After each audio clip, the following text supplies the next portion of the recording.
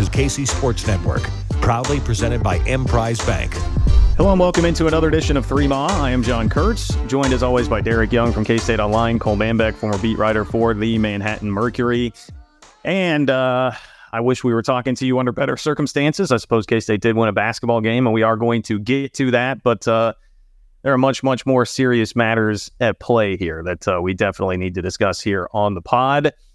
As always, it is brought to you by our friends at Holiday Distillery, who may be coming in very clutch for you with how things have gone over the past week, whether it has been Holiday Bottled and Bond Bourbon or 360 Vodka. Make sure that you get stocked up.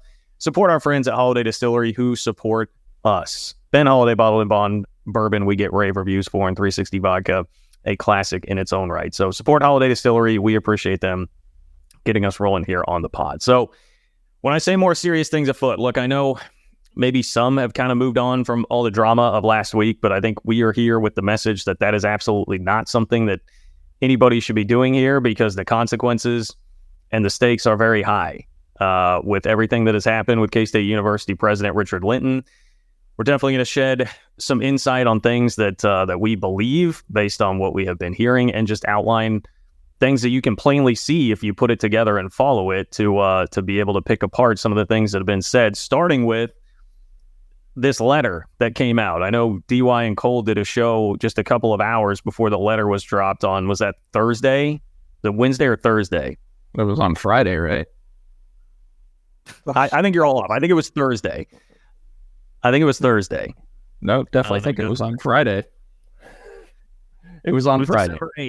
December 8th. Okay, never mind. It was Friday. All right. It was Friday because that's when Richard Linton wants to do his news stuff. You know, PR 101, do it on Friday. Yeah, it was Friday because I was on a plane for Baton Rouge. Yeah. Okay. So Friday. That's right. You guys recorded that's where I'm getting thrown off. You had recorded anyway. All right. The letter comes out on Friday. This is after, by the way, K-State has released a press release saying that Nae'Qwan Tomlin was off the team. It said literally at the end of the press release, and this press release came out 2 days before that, said this will be the only comment that will be issued from Kansas State University and K-State Athletics. Well, in between them, we got two more comments publicly from Kansas State University and K-State Athletics, because we had the video from Jerome Tang that had temporarily calmed people down, had me legitimately thinking like, oh, maybe that was just like totally on his own accord, and, you know, we can kind of chill on this. Only to see this letter come out the next day from Richard Linton, divulging some more of the details about Nae'Qwan Tomlin, pointing out that it is a second incident that's really the issue here, as opposed to just the Aggieville incident. I mean, kind of throwing Nae'Qwan Tomlin under the bus here and trying to defend his position even more after, again, the press release that we believe was forced upon Gene Taylor to put out there said this would be the only comment from Kansas State University and K-State Athletics. So, Cole, you've been all over this. I'm just going to hand it off to you right now to point out the issues here with this letter before we get into even beyond that, what we believe is being spread behind closed doors here right now by Richard Linton to try and do damage control and throw people off the scent of what has actually transpired here. I mean, first of all, it's bad PR, the timing of when they released the letter. I mean, if you were going to put something out, Richard Linton and the university should have put something out on Wednesday or on Tuesday earlier in the week. They waited far too long if they were going to do anything. So then doing it on Friday and completely contradicting yourself and issuing a statement after you said K-State would have no farther comment. You know, look, to me, it insinuates that Richard Linton wanted to get the last word, that he didn't feel like the video from Jerome Tang maybe accomplished everything that he specifically wanted, even though the video was a home run. I mean, Kansas State fans loved it. Jerome Tang is terrific at calming everybody and unifying the voices and the people. And it seems like Richard Linton wasn't thrilled or 100% on board and wanted to get the last word out there, that maybe he didn't think he got shined in a positive enough spotlight. He wasn't mentioned or referenced in the video from Jerome Tang. So my only assumption or guess is maybe he thought Jerome Tang should have highlighted him as well. It seems like he wasn't, a huge fan of the video. That's my assumption, honestly. But as far as the actual letter, I think it's ridiculous what he did. Well, because I mean, the question with the letter is like, why? Why put it out? Why extend the news cycle on this thing? Like, it had finally started to calm down, and I legitimately was thinking after seeing the Tang video.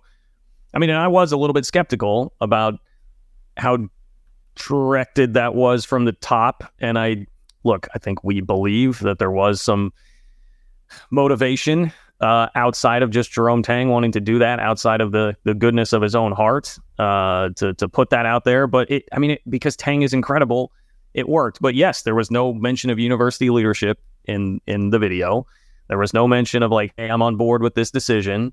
It was just a message of like, hey, pray for Nae'Qwan Tomlin and let's move forward with love. Very generic as far as that goes, but Tang does it so damn genuinely that it did work. And I legitimately thought, all right, like things are gonna calm down here for a little while. So why upset the apple cart with this? And DY, I'll let you go here in a second, but I'm going to read some of the letter here from Richard Linton. He says, the principal question at the heart of Nae'Qwan Tomlin's release from the men's basketball team seems to be around understanding the role a university president plays in the student-athlete conduct decisions. I want to take the opportunity to outline the policy governing this process in full transparency. The NCAA Board of Governors has required each member institution to adopt a serious misconduct policy covering a number of potential allegations, including Title IX, which, Title IX getting thrown in there, okay. Under the university's serious misconduct policy, the university president is involved in collaboration with the athletic director and head coach when making a final decision concerning a student-athlete's conduct and team membership. The decision to release Nae'Qwan from the men's basketball team was made in full compliance with all applicable policies. When decisions like this are made, a range of factors are considered, including the entire history of a student-athlete's behavior. The reporting that this decision was made solely due to an incident at a bar in Aggieville is not accurate. There remains much which we cannot share with the university community under federal laws, namely FERPA, which protects a student's right to privacy while attending a university. I know this is difficult as you want to understand all that has transpired, but in the absence of being able to share any more specifics, I hope that the details I am sharing today help bring resolution to any lingering questions. Yeah, cleared it right up, buddy. I want you to know that our university and our athletics department are unified. Excuse me while I laugh. There is no us versus them. Together we are one K-State. The relationship between the university athletics and the K-State community at large is special, and I will never take it for granted. All right, so there's the letter, DY. I'll let you take it. Okay, just a few points here that maybe you guys touched on, but I think my takeaway is, one, he relit the fuse that was already diffused. So there was no point in the letter other than for him to feel compelled to defend himself. And I think he was probably discouraged in doing so and still did. So that's, I guess, not anything severe in terms of everything that has unfolded, but probably annoying when you got someone that's kind of on that path. And I would say the second takeaway is, and you guys probably know this better than, you definitely know it better than me because of your guys' career and stuff, but usually when you have to issue 2 press releases, or at least more than one, you're doing it wrong, right? You're supposed to get everything you want accomplished with the first one, and there shouldn't be another. I mean, if you consider everything that's unfolded, we basically got 3, and there's rumors there could be another. So this is from a PR and crisis management, basically an example of what not to do, in my opinion. You mentioned that letter was used to divulge further details. Well, if it's of the nature that they are saying it is, you're not supposed to divulge the details. So I'm sure his legal counsel probably advised him not to, and he still did, is my assumption there.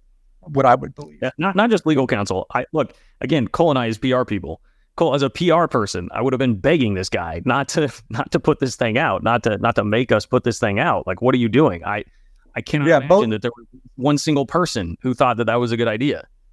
Both from a legal standpoint, considering what he shared, and because the matter started to settle based off Jerome Tang's video. So it just was pointless. And the last thing is, while I think that there was an acknowledgement, maybe by all parties, because I think I can acknowledge this too, that the situation was starting to escalate and needed to be de-escalated. I think everyone acknowledged that, but I do think doing it via video with the heartfelt message was Jerome Tang's solution, personal solution. You can say it needed to be de-escalated. I mean, I guess in some ways it did. I look at it and say,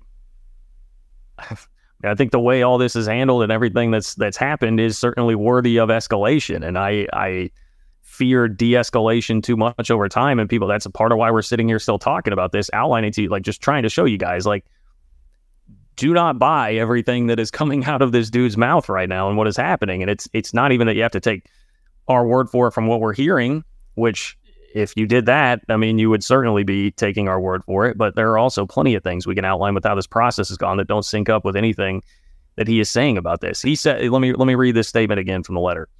I want you to know that our university and our athletics department are unified. There is no us versus them.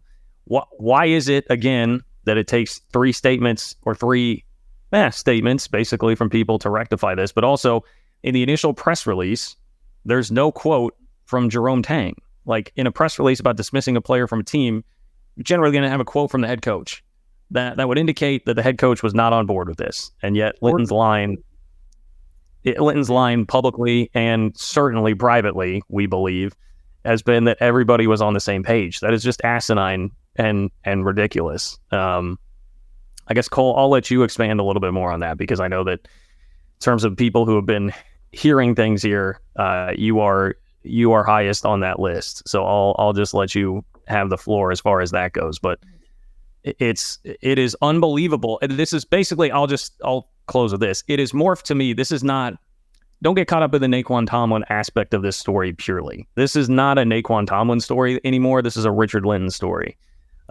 Because we can debate, right, with everybody not knowing what is going on specifically with both incidents here of Nae'Qwan Tomlin, like the public not having that knowledge. Like, it is certainly open for debate, whatever people want to say about whether or not he should have actually been dismissed. Now, there are a whole host of schools interested in him. Kansas is recruiting him. They're under the same board of regents. I would tell you that seems pretty ridiculous that he's not going to play here, but he is able to play at a school right down the road in the same state, governed by the same people. But we can have that argument. But beyond that, just the way all of this has been handled and we believe is happening behind the scenes, it is a Richard Linton story, and a story that threatens running a lot of people out of the athletic department at a time where you can't afford that. You just can't afford that. In this realignment landscape, and with all the synergy that K-State has had going with Jerome Tang and Chris Kleiman. I mean, Jerome Tang is the best thing that has happened to this university since Bill Snyder, bar none, and you are certainly at risk, we believe, certainly at risk of losing him because of all of this. And I would tell you, if I'm Gene Taylor, I'm not sure that I want to be working around this either. So these are the stakes, and this is why we think it is that important. I'm being told that I somehow have to wedge a nice, friendly home field read in the middle of all of this. So, look, get on down to homefieldapparel.com. Life is good. You can wear all the K-State gear that you want because you're damn proud of your university right now. I know I am damn proud of my university right now. So make sure to wear all the Home Field Apparel gear that you can gather at homefieldapparel.com. You can get 15% off your first order with promo code 3MA23. So make sure to do that. You can even go Hawaii Rainbow Warriors if you're starting to jump off this train like DY. Not that DY's jumping off the train, but he went Hawaii Rainbow Warriors. Sorry there, Derek. Don't mean to throw you under the bus too much. But you can get into other schools if you would like, is the point there at homefieldapparel.com. We appreciate all their help, and we'll be back with Cole's thoughts in just a second. Thanks for listening to KC Sports Network. Make sure you download our new app. Find it on the App Store or Google Play. Just search KC Sports Network. All right, Cole, so your reaction to the narrative that is being spun publicly and what we believe privately here by Richard Linton right now. So what I believe is being spun privately is this has been exhausting for all of us, I know, and it's been exhausting for me because, guys, I've had similar text messages sent to me from a number of people over the last few days, including one. DY and I both got the same message essentially on Saturday night. It was really funny timing because we got them 2 hours apart, and then we realized it was probably the same person that was told this, that we believe Richard Linton is telling people behind the scenes that the plan all along was for Nae'Qwan Tomlin to graduate here in December, and then he was going to move on, and that they were all in agreement on that decision. When I say all, Gene Taylor, Jerome Tang, and Richard Linton were all in agreement that Nae'Qwan Tomlin would graduate and move on as a grad transfer in December. That is what we believe that he's been telling people based off very similar text messages that have been going out to a variety of donors, not texts going out to the donors, but from meetings that have occurred with some of those individuals, from phone calls that have occurred between Richard Linton and some of those individuals. So my message would be, guys, If you hear this story, call bullshit on it because it's not true. All right? It's not hard to figure out that this is a lie. If he is telling you this, if somebody tells you this story, not Richard Letton, if anybody tells you the story, it is an outright lie. The plan was never for Nae'Qwan Tomlin to move on at graduation here in December and move on from Kansas State. Nobody was fully in agreement with that. That was not a decision that was unified. And all you have to do to line up the timeline on that is take a Jeff Goodman tweet. Okay, Jeff Goodman's very connected in the college basketball world. November 6th. This is right before the USC game in Las Vegas. Kansas State will be without Quez Glover out 6 to 8 weeks and Nae'Qwan Tomlin tonight against USC in Las Vegas. There is optimism that Tomlin could return fairly soon as long as the legal situation is resolved. Nae'Qwan Tomlin then received his diversion on November 16th. He then appeared on the K-State bench for the Oral Roberts game. Was it the Oral Roberts game? That was the Central Arkansas, right, DY? Central Arkansas was the first game that Nae'Qwan Tomlin reappeared on the bench. On November 22nd, Jerome Tang says on the status of Nae'Qwan Tomlin, quote, "Nothing's changed. There's a certain process that's being taken care of. And now we move on to the next part of things. I wanted Nae'Qwan around the team because it's not good for him to be by himself and isolated. That's never good for someone to not be around the people that love him and have to go through this by himself. So he's been at practices with us. He hasn't been practicing because his ankle is still hurt, but he's been at practice and he's been in film sessions and all our mentor meetings and stuff. So he's still part of this team, not just active."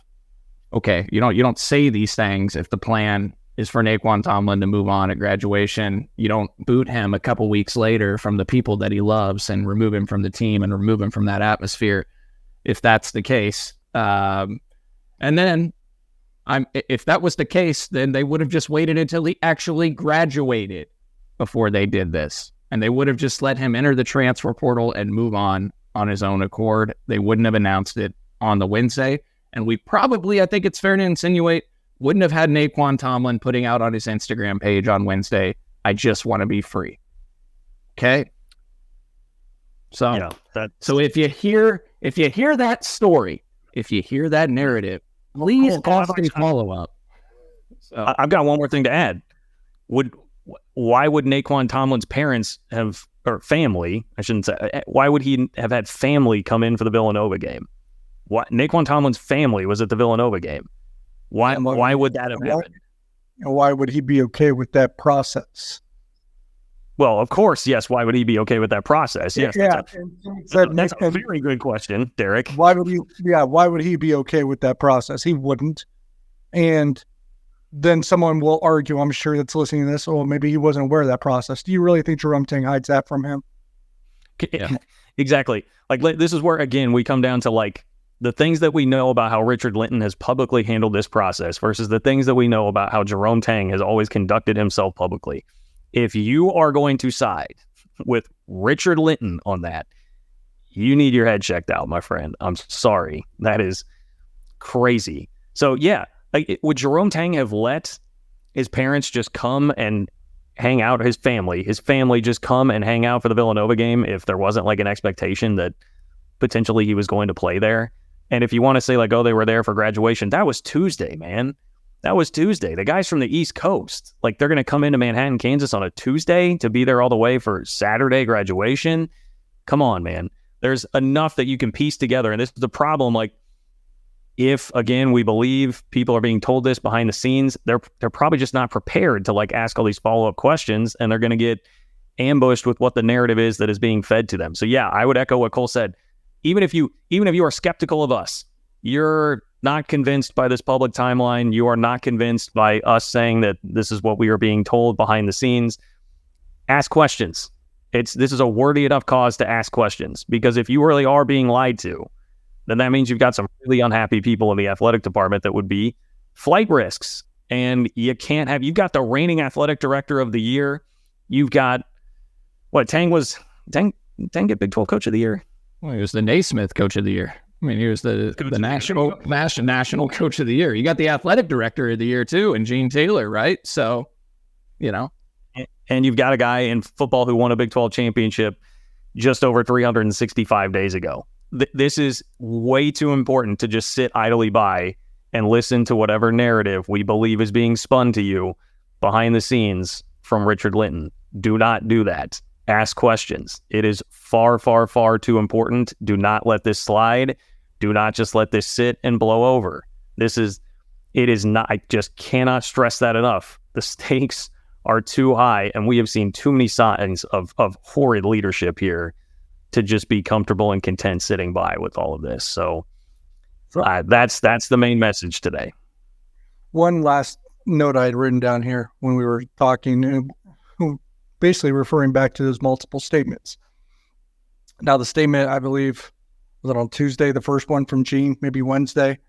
Yeah, Wednesday, I think, said that I did not come to this decision lightly or along those lines, I believe, which I think most people understood that was something he was basically told to put out in terms of revealing the Nae'Qwan Tomlin permanent suspension, though it was something that was made at the presidential level. So he says, I didn't come to it lightly. But then you have a couple days later, I think in Linton's statement says, myself, Jerome Tang, Gene Taylor, there's just no consistent messaging. And if anyone wants to know, like, are these guys on the same page? If they were, you wouldn't need multiple statements. If they were, the message would be consistent. It would be a unified, like to what John said earlier, you would probably have a statement from Richard Linton, Gene Taylor, and Jerome Tang all in the same release, right? Like you would typically, so you would see one from each just commenting about Nae'Qwan Tomlin being dismissed. Yeah, there was that. Right. Yeah. It meant something particularly to me that Jerome Tang didn't put his name on that. Right. Look, yeah, I wouldn't take lightly to being lied to my face or over a phone call from a leader if that's what happens. So I just hope people keep asking questions like John said and keep digging in to find the truth. I mean, look, you can believe us if you want, or don't believe us if you want, whatever. But I would ask questions because I've gotten far too many people reaching out to us that... I would just say that I think if you're listening, I think we presented enough evidence to at least be skeptical of the line that the president is using. Right. Yeah. So, I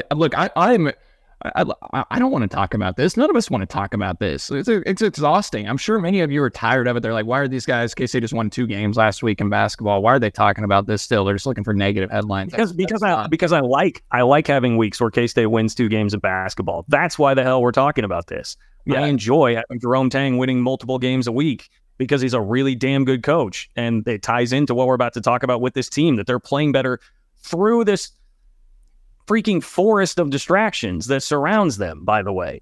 He is an unbelievable coach, man. And yes, that is why we're talking about this, because there was no quote from Jerome Tang on this release. Do you think he was really in favor of losing arguably his best player here in this scenario that is now being recruited by like 4 other schools in the conference?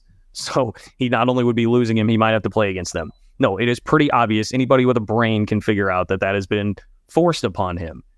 You think that's going to sit well with Jerome Tang, the Jerome Tang that we know, and he knows that guy is now going to be hovering above him here, at least for now, as the president of the university?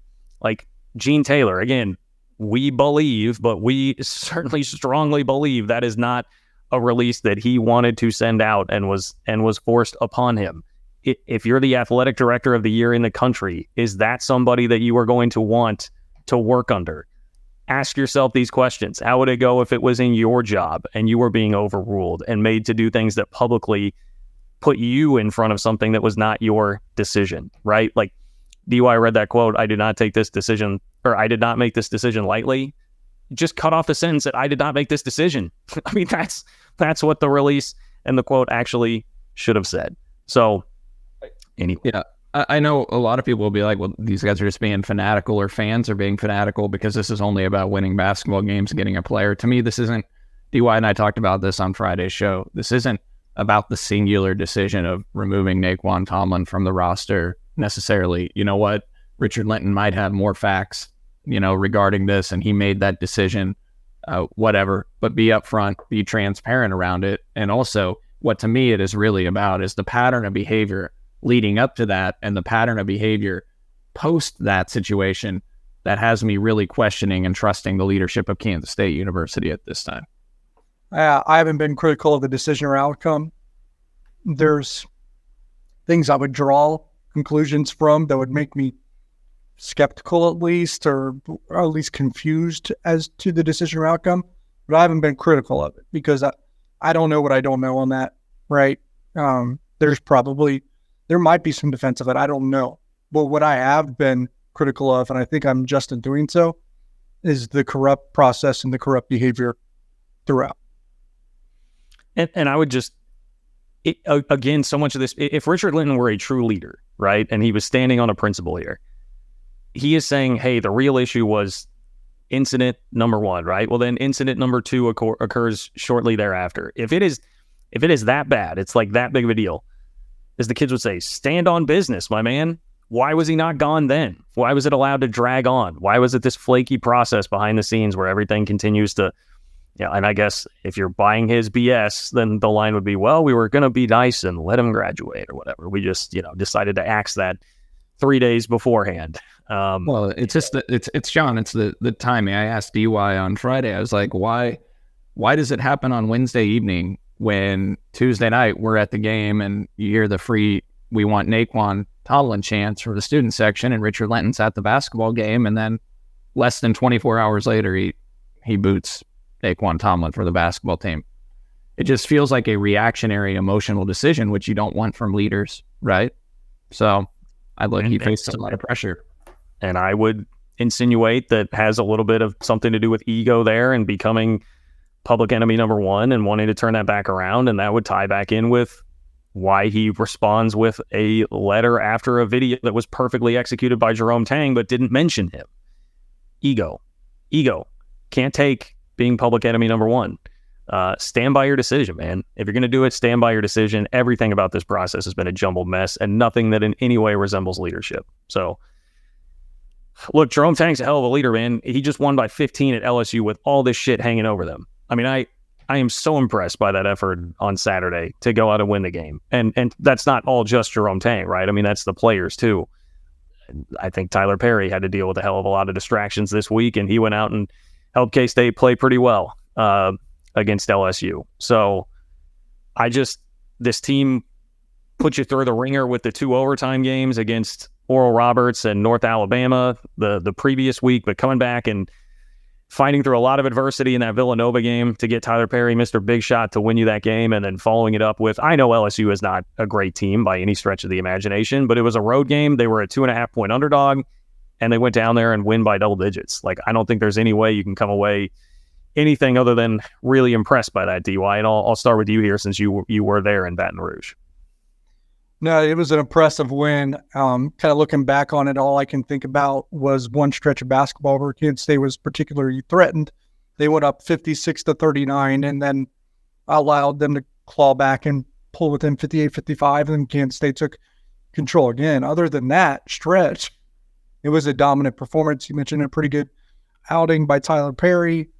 Really, it was your 3 stars. And I would call them the 3 stars at this point. Tyler Perry, Cam Carter, and Arthur Kaluma, I think, carried this team, especially on the offensive end, probably on the defensive end as well. Will McNair also a really good stat line as well, which I didn't catch my eye until now. So it was full of distractions. I thought it was too tough a spot to win. I mean, you're going on the road in the SEC. It was not a great environment. It actually was one of the worst environments I've ever seen in college basketball. And he's still going on the road. It was. It was funny. The only thing I would compare it somewhat to in the Big 12 is Oklahoma. Oklahoma has the worst environment, I think, in the Big 12. And as the LSU game was similar. And I was at somewhere getting a bite to eat after the game and speaking I don't know if they were students. They were definitely LSU fans. They were students or were just students. And we were talking, and we said, man, what's going on with that student section? And there was like only 2 people there. And their comment was, well, that's 2 more than usual. So, That's what we're talking about on that front, which is a little startling to me. So I wonder how quickly LSU is going to be in the hunt for a new basketball coach. But at the same time, well, can I interject? Can I interject there, DY, to perfectly meld our two parts of this pod together? Guess who I saw in the quote tweets and the comments of the Jerome Tang video statement that he had to put out there? LSU fans saying a statement from the next head coach of the LSU Tigers, just to emphasize what we're dealing with here, people. Sounds like Michigan may be in the market for a new coach here soon too. Well, I think Jerome Tang values atmospheres, and I think he recognizes there's never really been a good atmosphere in LSU basketball. It's weird, isn't it, DY, that a school that can pack 85, 90,000 and has an electric dynamite football atmosphere can't get anything on the basketball front. It's crazy. Yeah. And the same people said they sell out for the women, so the women get more attendance than the men. Isn't the gym, aren't the seats really angled back so you're really far away from the court? That's what it looked like on TV. I didn't get that. But, all right. So, all right. Well, I did see their baseball stadium. Sheesh. That's like, holy moly. Yeah. You think Texas has a obnoxious baseball stadium? LSU is like 2 Texases. Yeah. Yeah. Well, it was really impressive. Yeah. Really impressive how they went down there and, for the most part, controlled that game. I fell behind 13-7, but then they eventually take control and they get up by 11 in the first half at one point. And like you mentioned, LSU made its push, cut it to 3 from 17 in a matter of just a few minutes, but K-State responded and pushed that lead back out to double digits. And I thought K-State's defense was really solid in this game. They hold LSU to 41%. They turned them over around 15 times, I think, in the game. K-State crashed the boards. They out-rebounded them, I believe, 39-26. And just a really impressive effort. Cam Carter got off to a blazing hot start going back to his home state. Was really impressive. He finishes the game with 21 points. And, once again, Arthur Kaluma, 17 points, 11 rebounds. I tweeted out the numbers the other night, just how good Arthur Kaluma has been now in his last 17 games. He's averaging 19 points, 9 rebounds, 43 of 78 shooting, which is 55%. 13 of 26 from 3, which is 50%, and 32 of 37 from the foul line, 86%. He ranks 10th in the Big 12 in scoring, 4th in rebounding, 9th in free throw percentage, and 16th in field goal percentage. DY, it kind of feels like Keontae type, numbers. I'm not comparing their games. I think their games are a little different, but, he's packing the box score at a lot of different stat lines like Keontae did. I believe Keontae was top 10 in rebounding too and was one of the better field goal percentage guys. Yeah, Kellis Robinette from the Kansas City Star, Wichita Eagle, also was there covering the game. And I remember at one point I leaned over him too, and when I think it was Arthur Kaluma hit 2 threes, pretty close to one another. I said, man, from the 3-point line, especially where he's shooting it from, because it's the same spots that Keontae was shooting from, right there on the wing or in the corner a lot. It just feels Keontae-ish, is what I said, in terms of when he now you're almost. You feel like it's going in almost every time he shoots the ball from the 3-point line at that particular spot on the floor. It's it's that left wing, I think, that left wing or that left corner where he's just gotten really comfortable from right now. Well, he's shooting 39% from 3 on the year. Keontae last year was 40.5% from 3. Keontae shot 51.6% from the floor. Arthur Kaluma is north of 47% right now. So, and then you look at Keontae finished with 17.4 points per game last year and 6.8 boards. And Arthur Kaluma is at right around 17 points and 8.8 rebounds right now. So he's been a really just terrific rebounder. That's what's really impressed me in addition to his scoring. I knew Arthur Kaluma could score, but man, he's their leading rebounder guy in this team. He's going and attacking the glass. I mean, he's definitely a dude, and he got challenged earlier this year publicly by Jerome Tang with being asked, what does Arthur Kaluma need to do? And he says, buy in, and just left it at that. I mean, it hasn't been perfect since then, but lately it's been pretty darn close, man. He is turning into that type of a guy. Seems like Cam Carter, I mean, he's definitely in dude territory too. His is more like you tend to get a great half out of Cam, and then I think we saw that in the first half versus the second half on Saturday. There is a little bit of that going on with him. But I guess the question DY, do you have something on Cam? You want to expand on Cam? I would say and Cole can probably correct me if I'm wrong here, when you talk about the second half, I would say that Cam is playing a lot of minutes right now. And you wonder if that is catching up to him in the second half of games. I was going to say that I think he's played 39 minutes or more in like 4, and granted some overtime games in there, but he's been north of 40 in some of those games because of overtime. They're relying on him, Kaluma, and Perry to play a ton of minutes right now, which I do think when they get Quez Glover back, guys, that will help alleviate some of those minutes. It'll give you another guard where you can get at least a couple minutes off the court for some of those guys, and he's nearing his return. But, I mean, Cam now 8th in the Big 12 in scoring at 17 points per game. He's 4th in the league in steals at 2.3 per game. Carter, Kaluma, and Perry all averaging over 16 points per game. All 3 rank in the top 12 in the Big 12 in scoring. Only team with 3 guys in the top 12 in scoring in the league. Getting Quez back will help Perry and Carter, because you can take one of them off the floor and throw in Quez. The only problem is it's like you can't play all 3 of them together, so you're not really helping Kaluma a lot. Yeah, I don't know how you take Kaluma off too much other than, Caleb Rich, if he can get more acclimated. He hasn't played the last couple games. If they can, maybe they go small and they have RJ Jones out there, sometimes is a little bit bigger guard. RJ getting better and continuing to make strides would help, because he can play the threes a little bit bigger. Yeah. Do we think there's anything to, because I wondered this, like we're sitting here saying like, hey, distractions, they had to deal with all of that.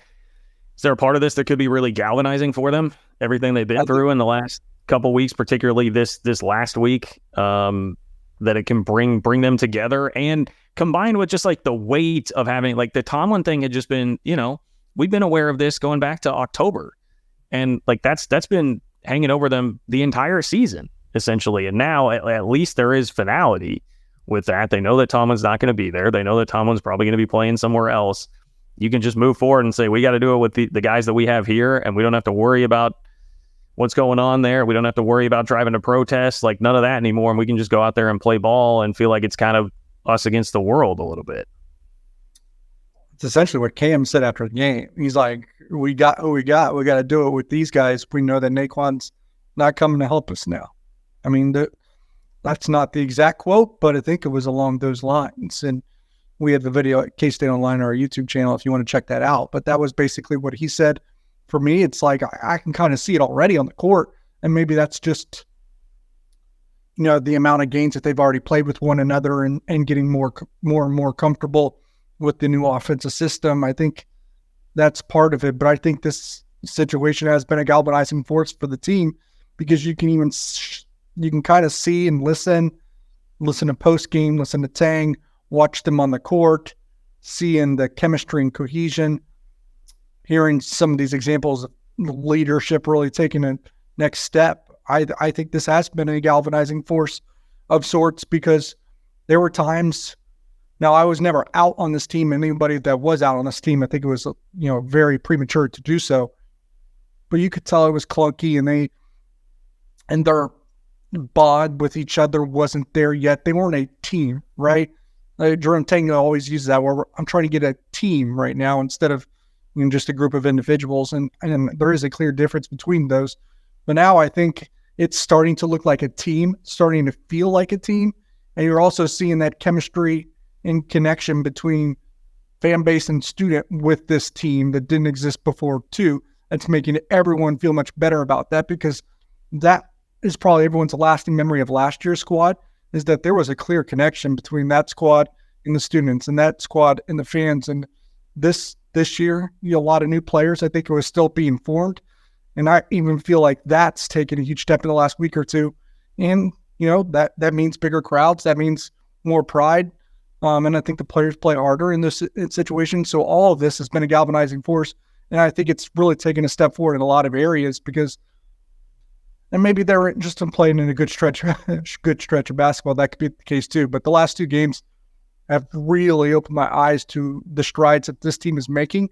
And now I went from thinking, maybe this is just a bubble team or a first weekend NCAA tournament team. And now I'm like, now the upside in the ceiling of this team's potential is in clear view. I'm like, they can definitely make it to the second weekend. Now that they have to still play better, continue to grow, have to have the ball bounce their way. But this is a team that I think people sold too short just because of a poor stretch there where they were freaking out because they had to take North Alabama into overtime. This team's potential is still pretty high. We talked about DY, this team, if they could get to 10-3, that'd be a home run in the non-con, given the schedule. And now they sit in a position where they have a very good opportunity to get to 11-2 in the non-con.